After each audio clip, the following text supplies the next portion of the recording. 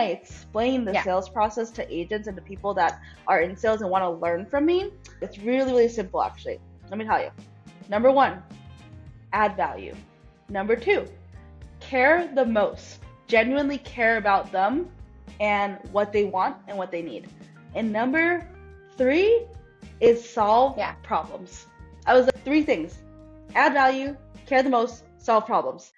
Hi friends, I'm so excited to be interviewing Nancy Gowan today. I met her at, I think it was a Tom Ferry conference initially, and then she's part of the Angle Invokers network, and she has done over 17 million in sales volume 3 years in a row for the last 3 years consecutively. So if you're an agent and you're trying to achieve what Nancy has achieved, she is definitely someone that you should look up to and be inspired by.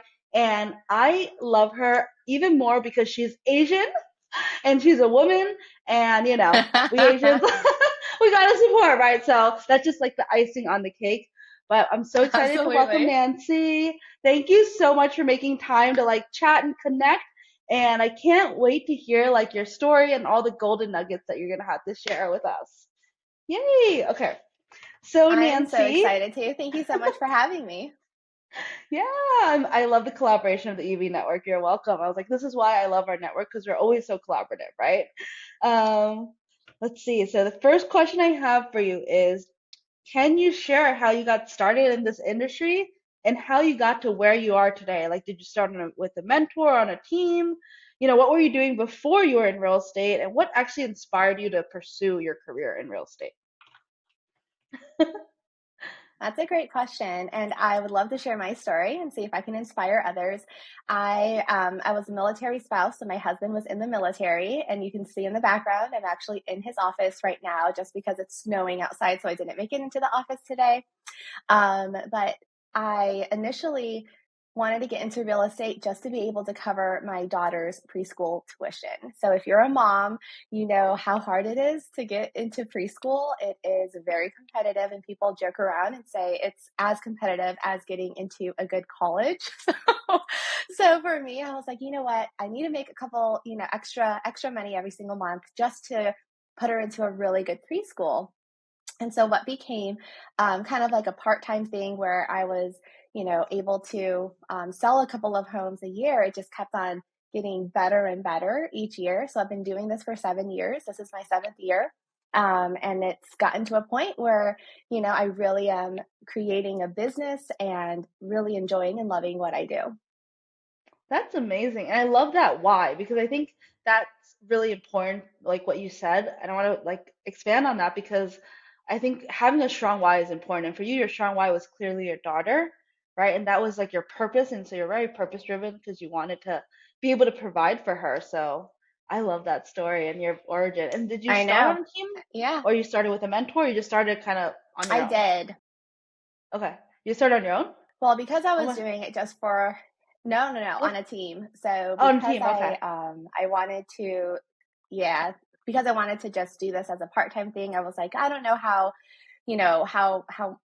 how busy I was going to get. So I was like, let me just start on a team. So I started on a team and then just kind of stayed there. And last year was the first year, 2023 was the first year that I actually stepped out as a solo agent and joined Engel and Volkers. So I've only been with the network and the brokerage for about a year. Oh, wow. That's awesome. That's awesome. Yeah. So you were with the team for 6 years and then last year you went solo. That's Yeah. amazing. Congratulations. And we're so happy to have you as part of the EV family. Thank That's you. amazing. Yay. Okay. So throughout your real estate career, I know you've made some amazing accomplishments. I know your numbers a little bit, right? What is the most you've ever made in a year, like your gross commission income, your GCI? Yeah, so that's a fun question to ask. It kind of blows me away the opportunity that you get to have creating your own business and really just being able to help people. But I think for me, last year, when I ran the numbers, last year was such a shift in the market, but last year was actually when I did the most real estate. So I sold almost $19 million last year. So it was Wow. 18.9, just looking at the numbers. So that Wow. was even better than, any other year. So that was that was a great accomplishment for And me. And then four your of first those solo deals were me year. and my husband. Wow, that's amazing. And you said that was your Yeah. first solo year? You did 18.9 million Yes. on your first solo year? Oh my Yes. God, that's I don't know, With Sharon. You're EVs. gonna have to edit that. I know. I was like, Rob's gonna have to edit that out. I was like, I shouldn't. You're not supposed to curse on YouTube, so I'm like, oh, it's okay. Uh-oh. That's awesome. So 18.9 million sales volume, right? Yeah. So that's, I mean, that's well over what, like 400,000 then. That's crazy. That's amazing. Yeah. Oh my gosh. And what was the most expensive property you ever sold? Can you share the story of how you got that buyer or listing? Yeah. Sure. So the most expensive house that I sold was last year, and it was a $2.75 million waterfront property in Annapolis. Ooh, And I I don't love know waterfront. about you, but I know, but a lot of agents have like a certain, it's like a more prestigious area, right? So Hmm. selling waterfront property is kind of top notch in our Oh area. yeah. And I Hmm. actually got this Anywhere. client. He was a for sale by owner. Yeah, he was a for sale by owner. Wow, a And Fizbo. I, it was a FISBO. I saw his listing online on a website, and I was so scared to call him, but there was a podcast that I was listening to, and they said, we're very comfortable where we are. And if you're fishing in a pond, you're going to catch the same fish. So, in order to catch bigger fish, you have to go into deeper water. So go and do the thing that scares you the most. And so for me, I was like, oh my gosh, I'm going to call this, businessman. And I saw that his wife was a CFO. And I'm like, and I'm going to call them and I'm going to tell them that, I want to be their agent and I want to list their house. They're not going to say yes to me, but I did a lot of follow up and I was able to get them to trust me, and I got their house sold in one weekend. Wow. That's amazing. Like so many things about that are amazing. And when you said that thing about the pond, like it actually like gave me tingles and like chills. So I was like, oh my God, like I love that saying. That's such a great analogy about fishing in like a bigger pond, right? And catching bigger fish. I love that. And then like, so you just cold called them? Like you didn't Yeah, even have a connection or anything?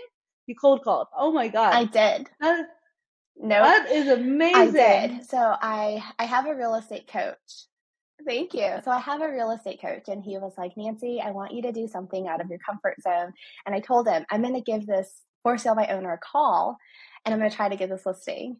And I think I sat in my car for 30 minutes, and I had his number on my phone. And every single time I typed his number, I ended it. I was like, nope, I'm not going to do Oh this. And no. then I'm like, oh, come on, Nancy, it's just a phone call. Don't be scared, right? Like, think about you're going out in deeper water. Like, you can do this. And I typed his number again and then hung up again. I'm like, I can't do this. So I called my husband and I'm like, I can't call this person. And he was like, just call them. He's a person, right? So I just called him and I was like, okay, I'm going to do it. So I called him and I had a great conversation with him. I saw his house and I was there for 2 hours talking to him. So That's it was amazing. really cool being able to do that.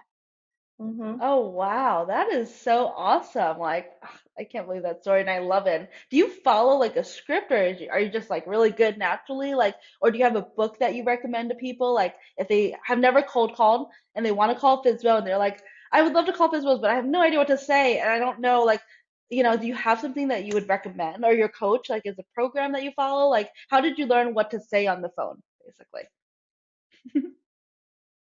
I would say that if you have to go into real estate, just study psychology because it's all about being able to connect with the person that you're trying to help. And then I would say I did not follow a script for that one. It just was very natural for me to just call somebody, and I just love having conversations anyway with people. But if I had to do it all over again, I would probably be a little bit more prepared. And there is a script right now that I am practicing just so I know what to say better and to better prepare myself. And a recommendation that I would give somebody who wants to do this would be to read Phil Jones. He wrote a book for real estate agents, and I went to one of his conferences in New York this past fall in 2023, and it's called Exactly What to Say for Real Estate Agents. And I've that heard book of that just book. changed my life. Yes, it is amazing. And it I really read is. it. Yeah, it's amazing, right? Just Yeah. asking questions to get to know the person better, to see how you can help them. I think a lot of times we as advisors and real estate agents, we feel like we want to share all this information with, our clients, but at the same time, we're not listening and understanding what they need.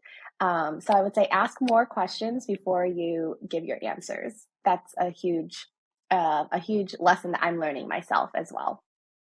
Yeah, I love everything you just shared. Like, I'm like nodding. I'm like, yes, oh my God. Like, I so agree with everything you just shared because literally, like, it's what I've been preaching, and it's like my whole mantra for sales, right? Everyone always asks me, like, how are you so good at sales, Cathey? Like, how are you can sell ice to like a Eskimo and you can like whatever. And I'm like, An I'm not good at Eskimo. sales, right? Like, I was like, it's not necessarily like I'm good at sales. I was like, look, it's really simple because I'm like, my belief is that if you can't explain it to a fifth grader, you don't understand it well enough. So one, keep things simple, right? Like Yeah. don't overcomplicate things. Like don't try to overwhelm them with jargon because people are not gonna understand that. And like on that note, even when I explain the Yeah. sales process to agents and to people that are in sales and want to learn from me, I'm like, look, it's really, really simple actually. Let me tell you. Number one, add value. Number two, care the most, genuinely care about them and what they want and what they need. And number three is solve Yeah. problems. I was like, three things: add value, care the most, solve problems. I was like, that's all you gotta do to sell. Like, I was like, you then, when you do those three things, you sell without selling.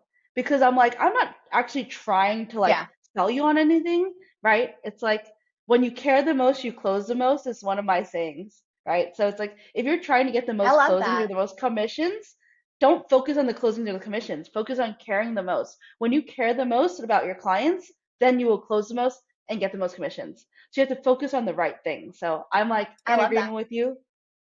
I love that. Yeah. Okay. Love So that. let's see. I know we're like kindred spirits, which is why like we instantly connected right when we met, I know. right? I feel like it was like I instant know. And I besties when like I met called you you. and I was like, I know. And I'm like, Cathey, can you take me back to my hotel so I don't have to walk half a mile through the I know, hotel? like, I just met you like 15 minutes ago, but I'm gonna drive a stranger to their hotel, but it's okay. I It's know. fine. I I know. know. That's what I was I like, love you it. can I love definitely it. like connect with people, right? It's kindred spirits when you're on the same like energy and wavelength and everything. I'm a big believer in that and like the energy Absolutely. and like attracts like, right? Your vibe attracts your tribe, and it's like that's why we connected. Let's see, what else? Hmm. I'm losing where I am. Oh yeah. In your opinion, what are some reasons that agents fail in this industry? Yeah, and on the flip side, why do you think you thrived in the industry with such a high failure rate? So this might offend some people, Go honest. but You this know is my me. opinion. No filter here. I know. And no filter. So I believe that the barrier of entry to real estate is too low. You you take a course for 60 hours and you pass a state exam, and then all of a sudden you can start selling real estate and you can be in charge of somebody's biggest and most valuable asset without really knowing what to do. So I do believe that that's why a lot of people fail, is because the barrier of entry is so low that they're not really treating it as a business. And I think the misconception that people have with real estate is that when you are a realtor, you get all these leads from the company that you join and you just show houses, and it's not a job, it's a business. And I think that when people don't treat it as a business, you're not going to see the results. So if you're going to open a coffee shop or a restaurant, you're going to have to hire a marketer, and you're going to put blood, sweat, and tears getting that storefront open, and you're going to do And all that you money. can to market it. And I think that, yeah, and money. And I think the mindset shift for me is, you know what? I am not just a real estate agent. I own a real estate company, and I'm going to be helping as many people as I can with whatever they need. And I think that mind shift is what's helping me right now to really treat it more as a business than just opening doors and helping selling a couple of houses a year. I So I don't know if that again offends always anyone or not. no, I love that. It shouldn't offend anyone because anyone who actually is listening to this and wants to succeed, because this is a podcast for agents that want to succeed and be high achievers like you, then they should understand that it is a business. And like again, I agree with you 100% because that's one thing I always tell agents too. I'm like, yeah, you're a business owner. You need to treat your business like a business if you want to be successful, right? That's the only way to succeed. And if you like, just Yes. like you said, if you have a brick and mortar, if you have a retail store, guess what? You're gonna have an overhead. You're gonna have to pay your rent. You're gonna have to pay Yep. marketing. You're gonna have to pay utilities. The beauty of being a real estate professional is that your expenses are actually nominal compared to most other industries, especially relative to the income Oh potential. And yeah. like I know that better Yes. than anyone. As a commercial real estate broker myself, I see the income and expenses of pretty much every type of business. I've had clients that are full service restaurants, I've had clients that are med spas, I've had clients that are coffee shops. And I see how much money it takes them to Mm-hmm. not just start up, but to continue operating their business. And a lot of times the overhead on these businesses Yes. are 10,000 a month, like just to keep the doors open, just to break Yep. even, it's 10,000 a month. Yep. And I'm like, and then real estate professionals, a lot of them are complaining about like, oh, my MLS dues. Oh, I have to pay for marketing. Oh, I have to pay my Yeah. splits, Oh, I want to be 100%. And they're like, you do know that your brokerage has E&O insurance, like it's like there's like a marketing like whole like database that we offer, right? A marketing suite that we're giving to you at a fraction of the cost because it's basically like economies of scale. Like instead of you paying for one-on-one marketing, you get all the marketing that corporate gives you, right? There's value in that. Most people don't see that. There's like, Mm-hmm. oh, you're taking like 10% of my commission. I'm like, 100% of zero is still zero. Is that one of the things I say, Yep. right? 100% of zero is Yep. still zero. And like, if you want to make money, a lot of times you do have to spend money. So you're exactly right. That mindset is so important that like you need to invest in your business and in yourself in order to grow it. And that might come in the form of like, Yep. paying for marketing, like you're saying. Some people pay for leads, if that's their style, paying for client appreciation events, if that's their style, but like, or finding a brokerage where it's like, okay, yeah, you might have a more, like a higher split to the brokerage, but if they're investing their time, energy, and effort to you, and they're giving you the marketing tools, resources, and network, like the EV network, we've gotten more referrals from than anything else. Like I was at a commercial firm before, obviously, and then also my business partner was at a big international luxury real estate firm, which shall remain unnamed. But like she was there for Uh-huh. years and she never got like referrals from them, right? Like maybe once, but never from like her brokerage. It was always like she had to cultivate the relationships, and it was maybe like one time in all the years she was there. And whereas EV, we get referrals on a monthly basis. So I love the network. And Yeah. That's yeah, awesome. I don't know. Actually, on that note, even though this is off top, like it's not on track of what we were supposed to go with, but like, how do you like the referral network, and what referrals have you gotten from the Engel and Volkers network? Yeah, no, I mean, I think it's great. I mean, I was on one of the webinars for military, so I Yeah. really, really am more military focused just because my Yes. husband has been in the military and I really understand a lot of what they go through. So I was able to be on a webinar just talking about VA loans and how to help people in the Mhm. military. And just the connections that we've made. I mean, I've made connections with you and with Karen, and it's just so great that the I think I've gotten like 2 referrals just from people who I know. So it's been wonderful. Yeah, and that's just in 1 year, right? And I mean, you're just starting out in this network. I think Mm-hmm. as you go on, you Yeah. could probably get 2 referrals a month in this network if you cultivate it, right? Oh, I hope And so. Yeah. Send your referrals to Annapolis. yes, of course. I do actually need to connect with you separately because I'd love to hear the numbers on the investment part because I Oh, have a lot of friends and clients who are investors okay. who are just Awesome. they're looking for cash flow and it's tough to find cash flow now, right? And so I don't know if you have Yeah, something, let me know because I actually might have referrals for you if I that's the will. case. I know. That's right, We'll yeah. have to And connect outside of this podcast. I know. And so I'd love to hear. You said you hosted a webinar for EV for like the Anglo Voters Network or for like in Yeah. general? Hmm. Oh, okay. I think About it was last summer. It was in oh, 2023. Yeah, in the summer. I was in Virginia Beach because my daughter had a competition for dance, and then I was doing. That's how I remember it because I was on the webinar for the military.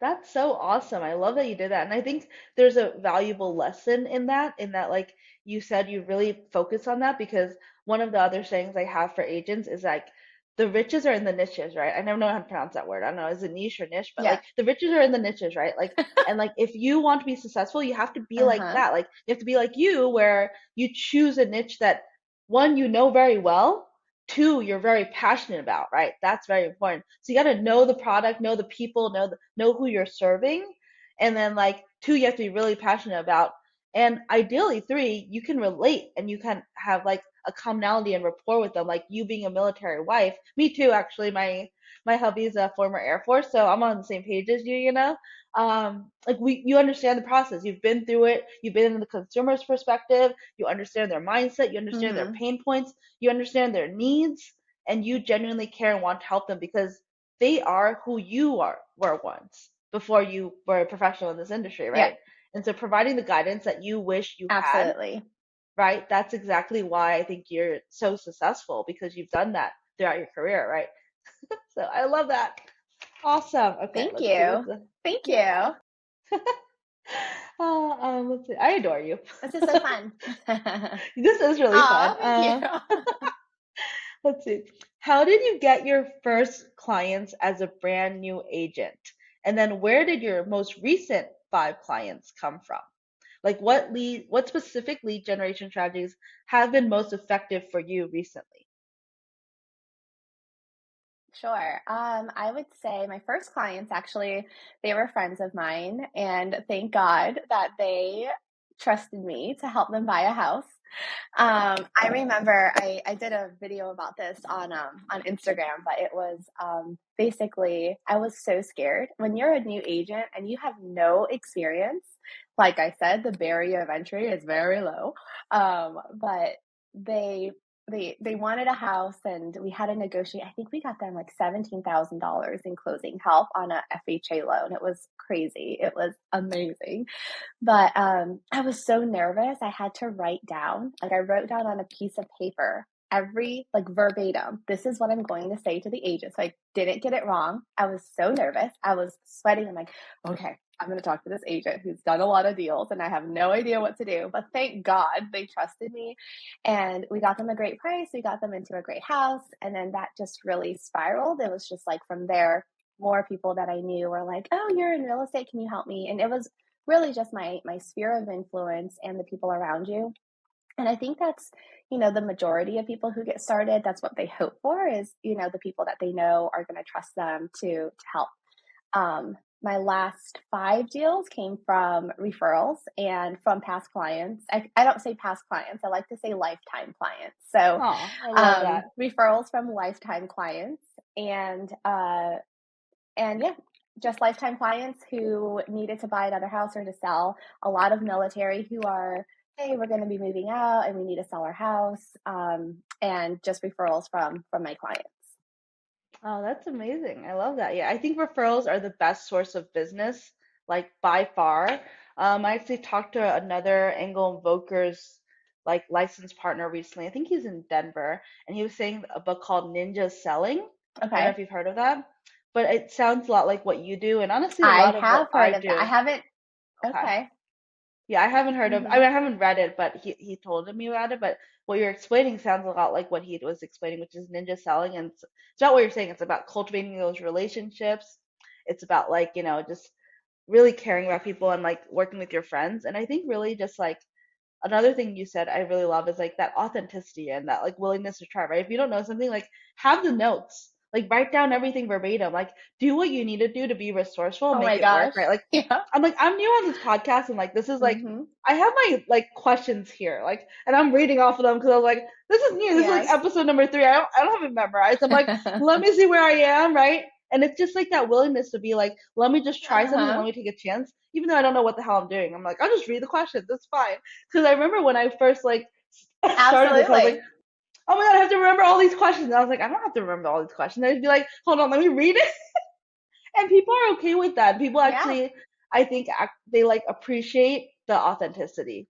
So I definitely absolutely. love that. Thank you so much for sharing that. And let's see. So, what creative marketing ideas that have you utilized that have been successful? Like, can you discuss one or two that like really yielded good results, and what Yeah. sparked the ideas? Like something out of the box, something like, yeah, I don't know, I know no one's ever done this, or I heard this from one person, I thought it was really good, something unique in terms of marketing ideas or strategy. Yeah. I mean, I think that for marketing right now, the standard for a lot of the top agents, and we see it, if you're a realtor, you know what you have to do on social, and it's going to be video marketing. There was a client that actually reached out from just seeing a Facebook reel of mine, and they were out of the country, and she messaged me on Facebook and she said, "Hey, I saw one of your Facebook videos, and we're going to be moving back to the States, and we need to sell our house that's a rental, and we're going to buy a house." It was a $1.5 million deal. And just finding me through Facebook. So I'm like, whenever I think it doesn't work, I'm like, okay, this video got 10 views. Who cares? Just like go ahead and do it, because you never know who's going to find you. This algorithm, whatever it's called. I would say it's really just a standard now, because whenever somebody is going to recommend a realtor, you are going to probably Google them and just kind of see what their success is. So if at least have something, I would say, just have something better than nothing. Um, and I think we're all just so scared of doing video because we're not, like I didn't get into this business to be in front of a camera and to be, like a You're so good though. You're newscaster, so right? good in front of the camera. Yeah. Oh, No, you're so I sweet. But love like, that. we're like, oh, I thought we were buying and selling real estate and helping clients, but now it's like we have to do all these videos and we're adding stuff to our resume just to keep up. But I would say that was, you know, when I feel like this is so dumb, I'm not good at this and I just don't want to do it, you still don't know who is going to see it, because I did get a lead from directly one of my Facebook videos and it ended up being a $1.5 million client. That's amazing. And I love, love, love that you share that because I agree with you wholeheartedly. As you know, I'm like all in on video marketing. I'm like going crazy on the Instagram reels and I'm like all in on this YouTube thing this year. And my crazy decided, oh, I need to not curse on YouTube, but Rob will edit that out. But anyway, like my crazy decided to launch 2 podcasts simultaneously this year. And so I'm doing Wow. this one, which is Real That Rich is Woman, so which is exciting. interviewing top women in real estate. But I'm also launching another one where I'm interviewing 7-figure female entrepreneurs. Oh, So it's like the I two-pronged want to approach. be on that podcast. I want to be on that podcast next year. Yes, it's people who have done 7 figures in revenue on that one in business, and then this one is like Real Rich Women one. It's like all top agents and maybe top investors in real estate eventually, but oh my God, it's like exactly. That's I'm like, you amazing. know what? I realized this year exactly what you said. I was like, this is 2024, and it's like I heard about this book. I haven't read it, but like I'm part of a mastermind group, And what they told me was like, there's a book called The One Thing, and I didn't read it, but the way they explain it is like, what's the one thing that matters basically in your business? Like, what's one thing you can do that will move the needle the most? And for me, I'm like, marketing. And what's marketing in this day Mm-hmm. and age? Marketing in this day and age is Videos. content creation, and it's video Yeah. content creation in particular. And so I was like, the one thing I can do to move the needle in my business more than anything else that I can do in this business is video marketing. And that's what I decided. And I'm like, I'm going to focus on the one thing. And so my word of 2024 is create, actually. And it's like, I love yeah, that. I yeah. love And that. Good yeah, for so it was you. so funny. So exactly what you said, and there's so many things that again, I agree with you wholeheartedly because one, I think vanity metrics. So many agents, people in general, right? We get caught up in those. How many views did I get? How many views did I get? Oh my God, I only got like 20 views or 50 Yeah. views I or, don't even you know, care. yeah, and it's like what I realized, like my engagement sucks right now, to be honest. I don't know why the algorithm hates me right now, but like I used to get like thousands of views on my videos, on my reels, and recently, I think it's because I took a Uh-huh. break. I took hiatus and I came back, and it's probably mad at me for taking a break, but whatever. So I took a long break, but Yeah.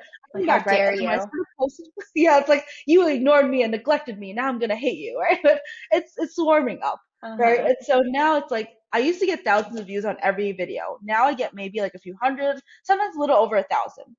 And like I'm like at first I was like, I would be like, oh my God, this sucks. Like, why am I not getting the views I used to get on all my videos?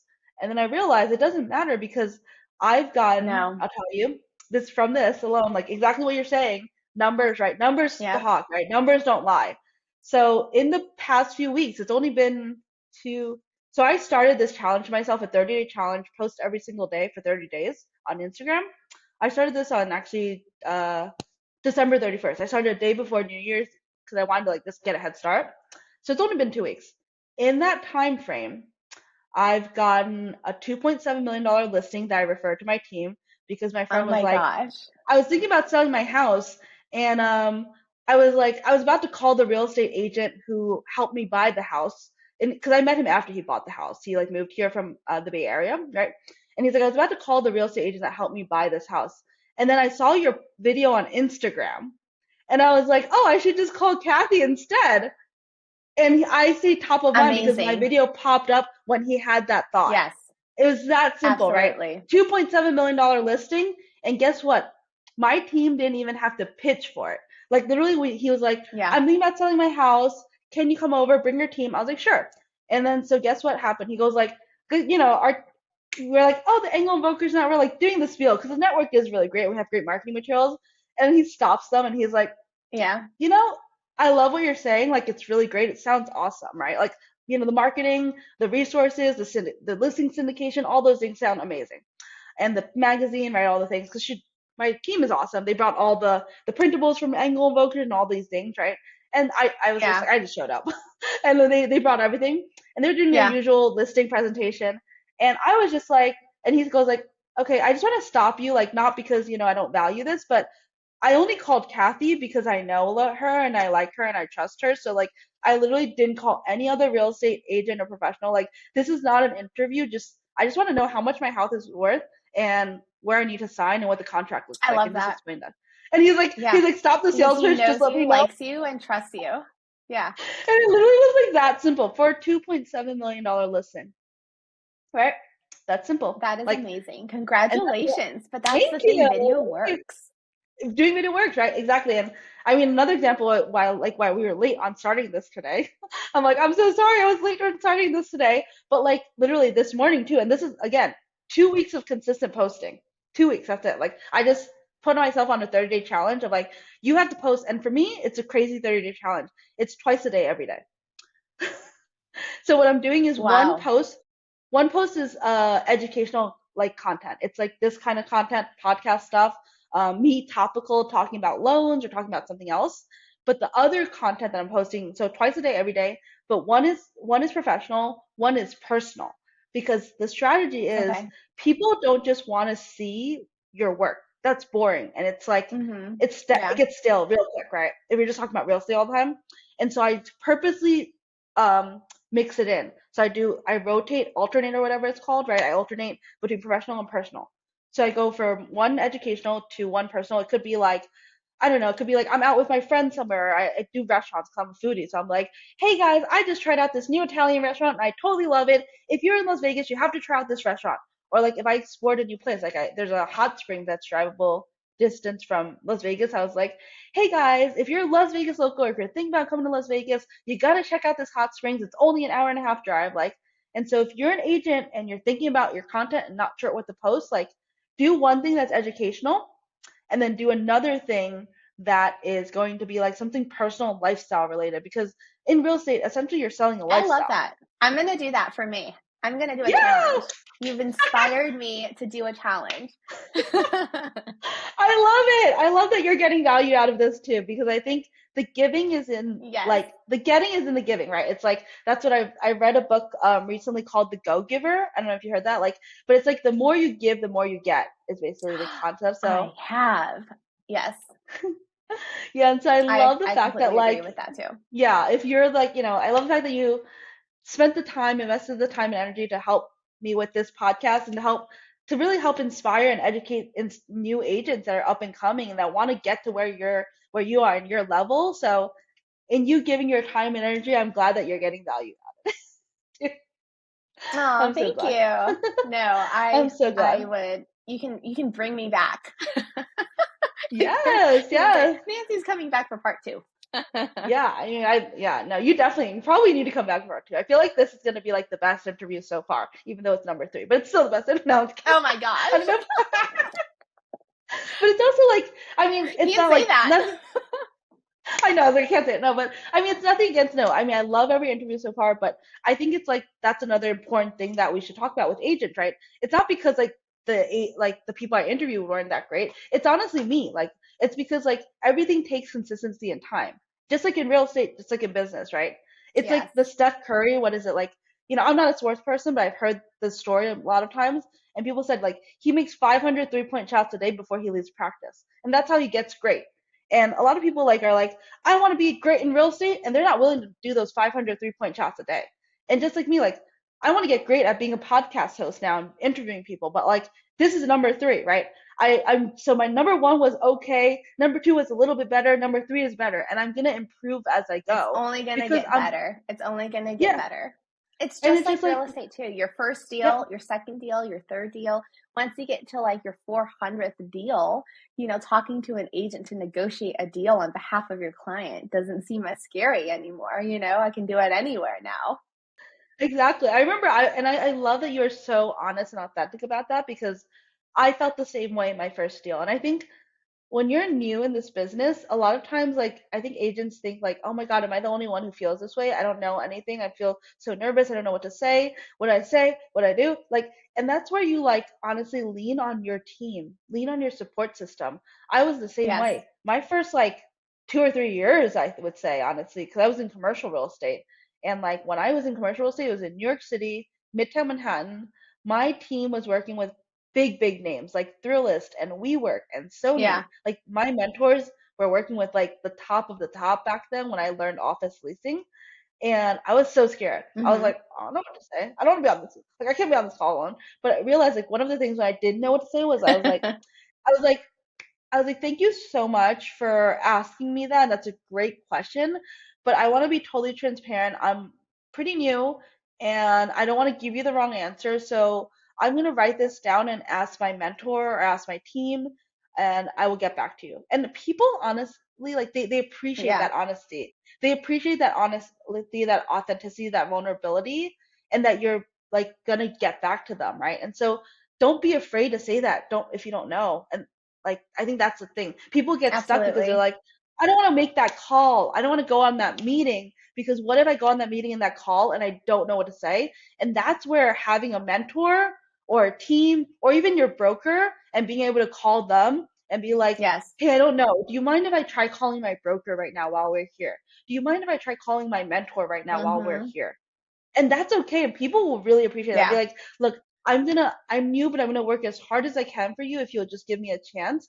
And don't worry because I do have this support system of my team or my mentor, my broker, that's gonna provide the experience. So you get the best of both worlds actually when you work with Yeah. me because you get someone who's newer, who has the time, the energy, and the Okay, we're back. I don't even know where we Part were. 2. I know, part 2, right? It's okay. Rob will edit I it. told you I I was don't going even to do a know. part 2. Yeah, I know. You manifested the part 2, but it's in the I same did. day. I did. This is part That's 2. so All funny. right, let's do it. Part 2, yeah. Okay, let's see what we're talking about. We were talking about video marketing, Reels, and Instagram. That kind of Yes. stuff. Yeah. Yeah. So, oh yeah, I know what I was going to ask you. I was going to ask you a follow-up question and say, how do you like come up with your Instagram Reels ideas and your video ideas? Like, do you have a coach that you go to, or do you use ChatGPT, or is it all just like in your Yeah. head that you come up with these ideas? I think you have to do all 3. So this year I just started investing in a video marketing agency. And so Oh, what they wow. do is they actually give me 10 topics just based off of Google SEO search from like what are the topics that consumers, sellers, and buyers are searching for on Google. And they're sending me now like a list of videos that, hey, this is what we need from you. So I have that, and it's kind of like the obligatory, like, okay, I have to do this because I'm paying this company to do this right for me. But I also think that there's also, I also think that there's a, like, you just have to also know your consumer. And I remember I met one on one with this amazing realtor in the DC area who has like 100,000 followers on Instagram. I messaged him and he's like a top producer. I love all of his Instagram reels and he's really blown up on just from Instagram. And so I had lunch with him. I'm like, can I just, take you out to lunch just to learn a little bit of things from you? And I would love if you would just be open and honest with me to like look at my Instagram and do an audit, right? Just like see, so I would love your perception of what I'm doing and what I could do better. And he was so nice. He was like, sure, I'll have lunch with you. And he's looking at my Instagram and he said, I would never know that you're a military realtor. And he said his content is all about first time home buyers. And he gives so much information for first time home buyers. So he said, looking at your Instagram account, I would not know that you are a military realtor because there's not enough content on that. So he said, what are the most, commonly asked questions that you always ask them? And that kind of like, I'm saying this to me now, like to myself right now, I need to be putting out the content that I know the people that I'm helping are going to ask me anyways. And I think that's something that anybody can do, right? Like if you're a investor and you work with a lot of investors, what are the most common questions that they ask that you can, your 1031 exchanges, or if you're doing first time home buyers or move up buyers, or, somebody who's downsizing, just continue to provide content for the people who you want to help. And that's a challenge that I'm also still trying to do. I love that. And I agree with that wholeheartedly. And I'm on the same page as you. I just feel like we agree on so many things. And we're like so similar in so many ways, right? Because it's like what you said, like there's so many things from there, right? Like one of the things is be willing to invest in yourself and your business and paying that video marketing coach. I did the same thing. I paid a top social media like content strategist and manager for about a full year. And she was amazing. And I learned so much from her. She actually built, Cody Sanchez? Like I think she has 1 million followers or something on Instagram right now. Wow. Okay. Yeah.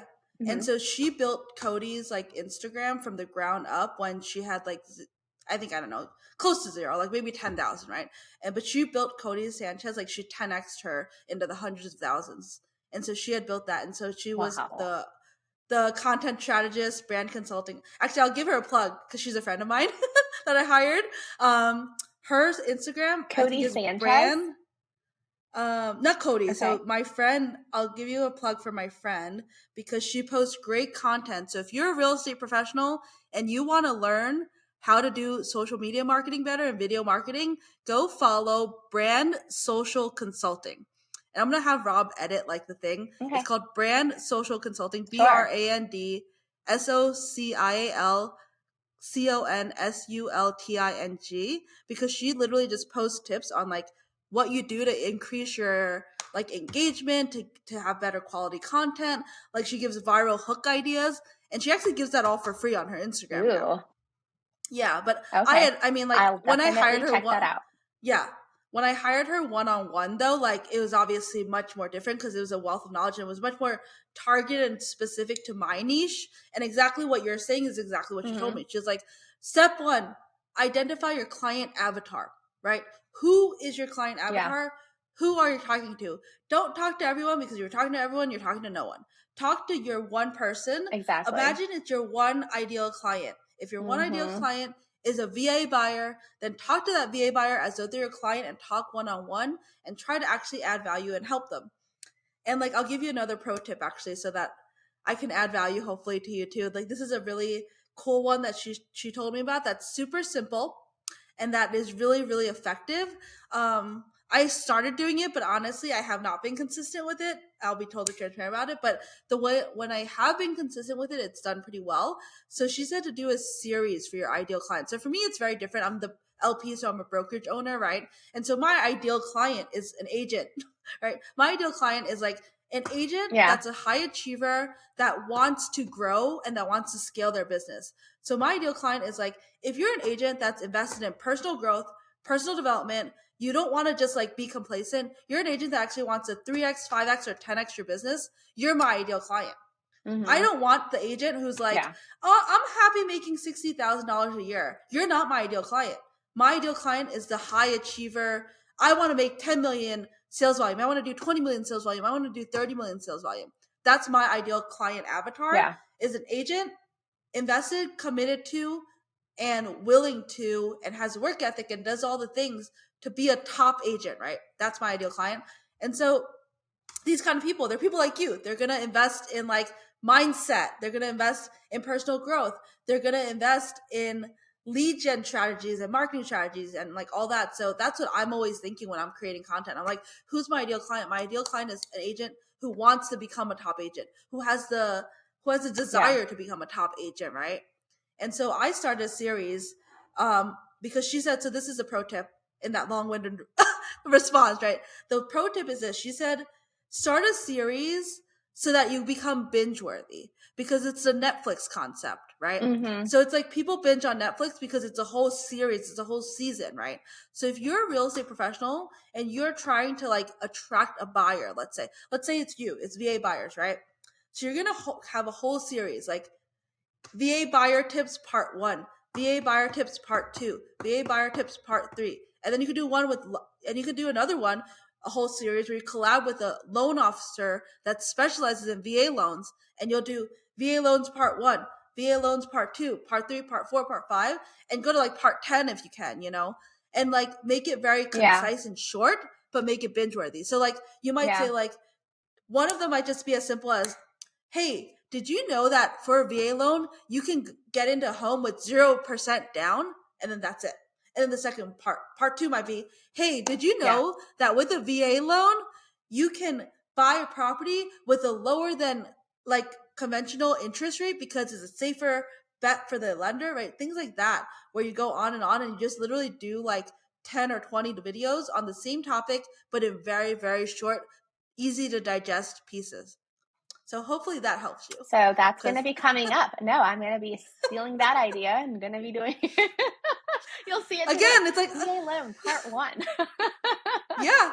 And the other pro tip she said is do these videos, but don't just do these videos. Take the extra time. It's extra time and energy, right? But take the extra time to like basically screenshot a part of your video and create a cover for it. Or just do a text in the beginning because you want that. So you know how on the Reels side of your Instagram, there's like this whole thing about like you can see all the like images, right? Yeah. Yeah, the cover page of your Instagram.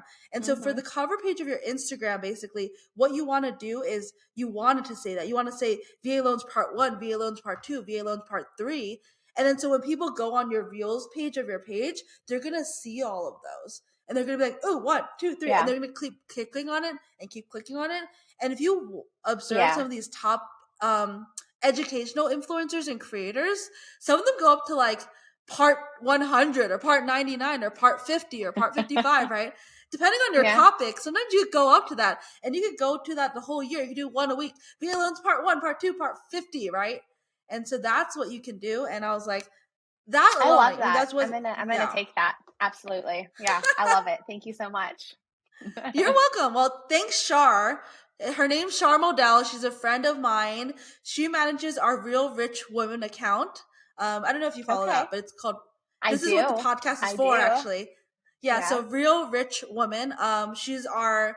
We hire her. She's kind of like a partner with us in that business, and basically the whole premise of that business and that media platform. Really, it's not really a business now. Honestly, it's more of a community than anything. Is exactly this. It's educating and empowering agents to build their own wealth and to build their own business, right? So one of my big so there's a concept called what is it? BHAG. Have you heard of that? No. It's a concept that's talked about a lot in entrepreneur circles. And so in entrepreneur circles, we call a BHAG a big, hairy, audacious goal. I love that. Big, hairy, audacious goal. And so this goal of mine is to create millionaires. And so I was like, I want to create a million millionaires one day. And so, I love that. And that might be like, hey, and there's a million ways to become a millionaire. Like, a big part of it is really like real estate investing. That's the best way. That's how the most millionaires are made. The most millionaires are made through investing in real estate. And so you need to buy real estate if you want to be a millionaire. And so that's why I was like, that's my big, hairy, audacious goal, is creating a million millionaires. It's your monopoly. Yeah. It's right behind you. Yeah. Exactly. So buy it's like, a house, if buy you two want houses, to do and that, buy a right? hotel. Uh-huh. That's exactly it. I mean, that's how my family did it, right? I think I gave you the book I co-authored a little, right? And then like I told you a little bit about my story. But it's like, the thing is, like, my family, I'm the child of first generation immigrants from Taiwan.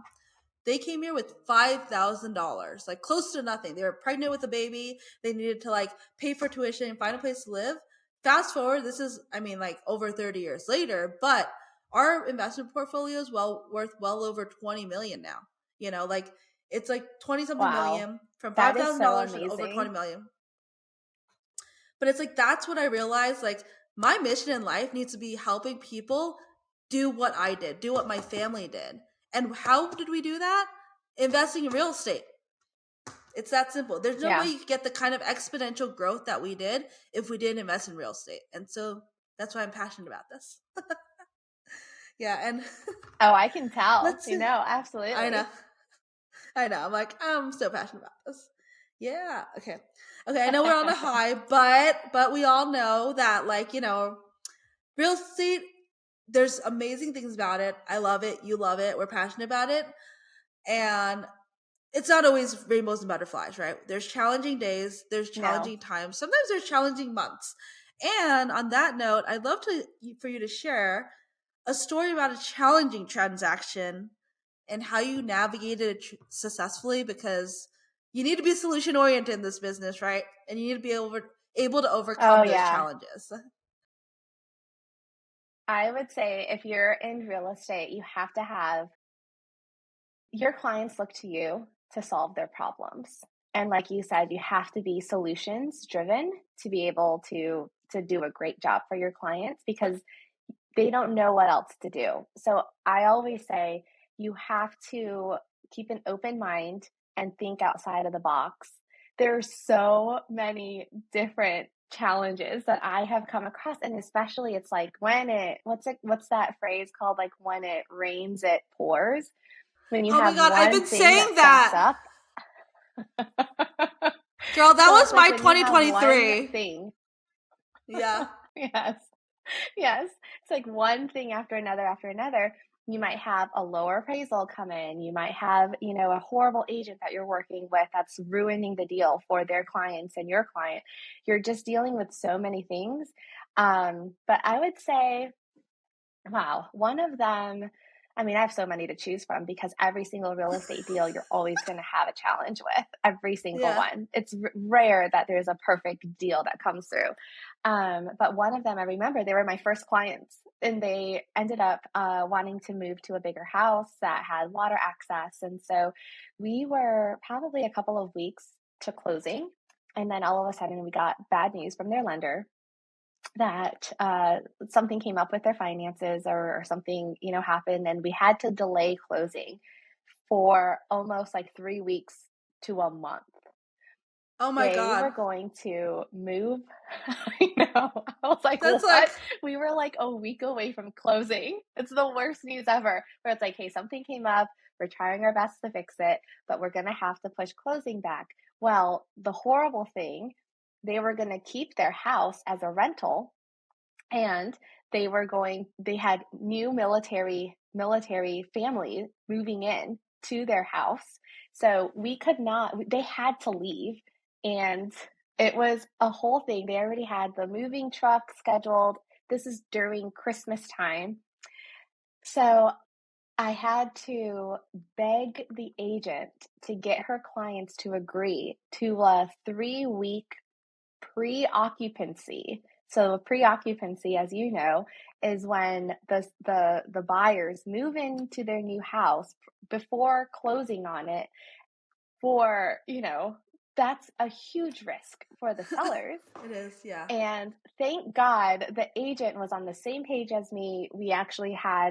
There were so many different moving parts, but that successfully ended up going really smoothly. The sellers agreed to it. They got their loan approved and we closed on the deal. But I would say this is just one of many. And a lot of times, the problems that come in real estate, they're out of your hands. You can't do much, but you have to constantly think outside of the box and be the calm person because if you freak out, everybody freaks out. So I would say, you have to really be able to take a step back and say, okay, this is the situation. These are the options. This is what we can do. Let's discuss each one. And really, as we say in Engel and Volkers, right, be their advisor, advise them confidently that no matter what happens, we're going to find a solution for your problem. So that's what, there's so many different challenges that I could share, but I have had my fair share of challenges. But that's one that I had to deal with, and that one was a good one because it was a good outcome for everybody. Yeah. Yeah, no, I love that you share that. And I agree. Like, it's just that we have to stay level headed. We have to stay calm. We can't get emotional, right? Because it's our job to like be that mediator and provide that like peace and that calm and provide those solutions. And yeah, and I'm a big believer. I think so I'm a big believer in personal development, and I've invested a lot of money into this stuff, like in the realm of tens of thousands of dollars at this point, in like various coaching programs, masterminds, personal growth, And I think you're the same way. We invest in ourselves and we invest in our business, right? And it's the best ROI. Other than real estate, I will say, other than real estate, the best ROI you will ever get on your money is investing in yourself, in personal development, in coaching, Absolutely. and in masterminds. That is the ROI that is exponential. So other than real estate, that is where I've gotten the exponential growth, because people are like, where do you invest your money? And I was like, how much money do you have? I was like, invest in yourself, invest in a coach, invest in a mastermind, right? Yeah. So we're on the same page on this of that. So like, I agree. On that note, it's like, I share that because I invested in Tony Robbins' Business Mastery. Have you heard of that one? It is a $10,000 program. You told me about that. Yeah, you told me about that. $10,000 program. All right. And I did this as a virtual live stream. But I paid for it, so I kind of just invited my friends, let them like tag along, right? And so you also get to be so this is like a twofold thing, right? There's a lesson in that too. Like, I paid for the program because I really wanted to do it, because I knew it would be valuable for me. But I was like, since I paid for it, like, and it's a virtual live stream, it's not even in person, like, hey, why don't I get a group together? And why don't I invite some entrepreneur friends that I have that would find this information valuable, because it's a $10,000 course. And then we got a group together. So it becomes like a two-part thing in that. Like, once I'll go back to the lesson I learned from it. Well, actually, no, I guess I'll start with the lesson I learned from it, right? So the lesson I learned from it is like to ask questions. The lesson I learned from it is this. It's like, he had this one thing in Business Mastery that was like, before my team comes to me with any problem, I tell them to sit down and think about 3 potential solutions. And most of the time, if they do that, they don't need to come to me with the problem, because they already thought of the solutions. Yeah, I love that. And so so applying that same concept to your clients, right? So if you have a challenge, you go like, hey, I know we have this challenge, but like, here's what I've already thought of. This is one solution, this is another solution, and this is a third solution. Okay, Mr. or Mrs. Client, out of those 3 solutions I've presented you with, which one do you prefer? Right? And so then you're the solution provider, right? You're adding value there. Yeah. You're not, and then you're also not telling them. You're not like, this is how we should do it. It's like, hey, we encountered a problem, but I've already come up with solutions. So you don't bring a problem to your client without bringing the solutions with it. And that's what I've learned. Like, you come up, you don't just tell them a problem at once. You go like, hey, this problem came up, but I already came up with 3 solutions for you. So don't worry about it. It's not a big deal. Don't stress about it. We just have to figure out which one of these 3 you prefer. I love that. And I say that all the time. I'm like, never present a problem to your clients without offering a solution. Yeah, exactly. And otherwise you're just not making, like, you're just ruining their day.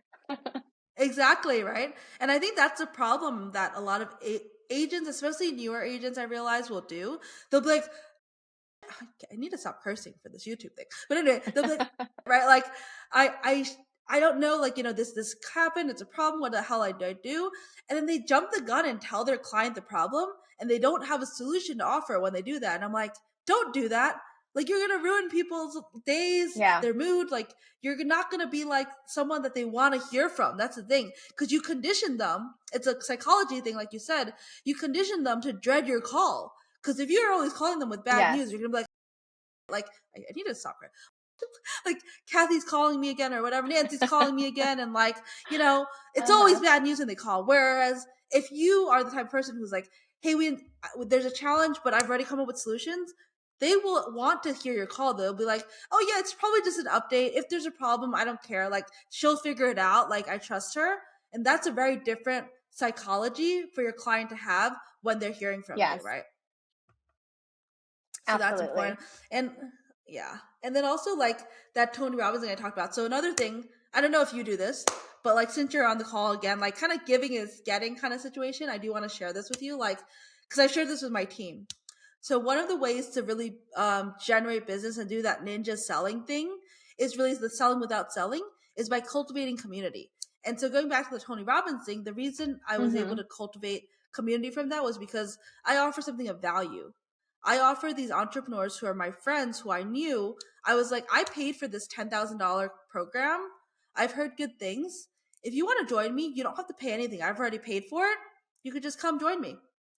And because of that, like, I cultivated some lifelong friendships because they were like, oh my God, I love and appreciate you so much because I got so much value from that program and I learned information that helped me double, triple, or quadruple my business from that program. And I never would have had access to that program or learned that knowledge or those skills if you didn't invite me to join you.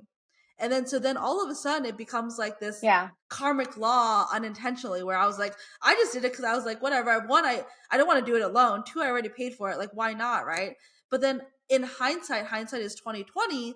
The lesson I got from that whole like encounter and situation was that like, oh wow, like this whole giving is getting thing, right? Because I gave without expecting anything in return, they wanted to give back. And then so they wanted to give back in the form of helping me with referrals. They wanted to give back in the form of like volunteering their time. Like, one of the friends I invited was a entrepreneur who owns an event planning business, an event coordinating business. And obviously in real estate, we do a lot of marketing events. And so she now like will collaborate with me on marketing events for real estate because I helped her out so much with her business and referred so much business to her also. And so she's like, anytime you need to plan a real estate business for your brokerage, I got you, I'll help you, and I'll collaborate with you. So that was a lesson and a takeaway from that. And you are so giving. Yeah, no. I'll put a plug in. Like, you're so giving, and I just love, like, you as a person and how much of a big heart you have to give to others. So I really appreciate that. Aw, I appreciate you. I was like, it's actually my theme this year. I have a few, like, create is one of them for content. The other one is embrace authenticity. And then the third is lead with love. So lead with love is a big one. I love that. Good for you, Cathey. You're going to have such a great year. Thank you. You too, and so, I mean, on that, like, the reason I was able to get so clear on my vision and my why and my purpose and my goals, again, goes back. I'm like a huge Tony Robbins fan. Date with Destiny changed my life. Like, I did Date with Destiny last December, the first week of December. And I've just like hit the ground running since then. And so many of my friends have been like, you are like a different person. It's like night and day. Like, what changed? Like, you seem so energetic and enthusiastic, and it's like your fire is reignited, right? Because I feel like last year, honestly, like, how do I say it? It was like my fire was dimmed. It's like I was like a fire that was like sizzling, like, you know, when you're putting out the campfire and there's just like a little bit of embers, like that kind of, you know. And this year, it's like I threw some more firewood in there, poured some kerosene on it and lit it on fire, and it's like, boom, my fire's back. That's what it's like the difference, right? I love it. And I feel like it's largely credited again to Tony Robbins and Date with Destiny. Like, if you are a fan of personal development and personal growth, like I don't get paid for this. I'm not sponsored. I wish I was, because I've referred so many people to the program. But Date with Destiny literally changed my life. And yeah, if anyone is feeling thank you. I'll have to look into that. Yeah, you do. So I might go in person. Because I did a virtual live stream last time again, but they do an in-person one. So if you want to go this December, a bunch of my entrepreneur friends, because they saw my change, want to go. So if you want to go, I will go maybe with you. It's gonna be, I think it's December again. I think first week of December. Yeah. Okay. So it's great. Yeah. We'll have to talk about that. And the networking. We do. Off. Yeah, I know. We're going to have, Rob's going to edit all this out. He's going to be like, you guys were just chatting this whole time. Like, what? He's going to be like, your podcast needs to stay on track. Focus. Well, so Rob's always like, I think I think you have ADD or ADHD. He's like, focus. Like, I have that too. I have that too. I'm like, oh yeah, squirrel. Next topic. What are we doing? Okay. Same. I know. I think so. They say actually that I think most entrepreneurs have some sort of ADD, and it makes you a good business owner and entrepreneur, because we have to do so many things at once. And so it's actually like, it's like actually something, a valuable attribute, as opposed to like something that's a handicap. So I think it's a blessing to have it. That's the way I view it. Right? So that's what I think, but I know we'll have to talk off record about Date with Destiny separately. And now I have to go back to focusing. Okay. So Rob's not like, where the hell? Why is your podcast so weird? Where are we? Okay, we're up to. Could you share a? Oh wait, no, sorry. See, this is where my ADD. I just tried to reread the same question. Okay. Oh, this one. What tools or technologies have you found to be the most valuable in your business? Do you like use any kind of special CRM or anything like, I don't know, project management tool? I would say embrace AI. ChatGPT, I cannot live without it anymore. I can't even write an email. I literally am like, email, put it in ChatGPT and say, write it in a better way with, write it in a more professional tone. Or, I think that we just have to, with the technology, just continuing to advance, take advantage of it to make sure that you can, increase production. Because I'm not a writer. I am not a writer. I don't enjoy writing. I don't enjoy doing all of that stuff. But if I can have AI help me, right, facilitate better emails and letters and stuff, then I'm definitely going to take advantage of that. So that's what I use right now for my business, for a lot of ChatGPT. I love it. That's my number one go-to right now. I love that. That's great. I use ChatGPT a lot as well, and I agree. And I think it's like that whole, it's never a lack of like resources, it's a lack of resourcefulness.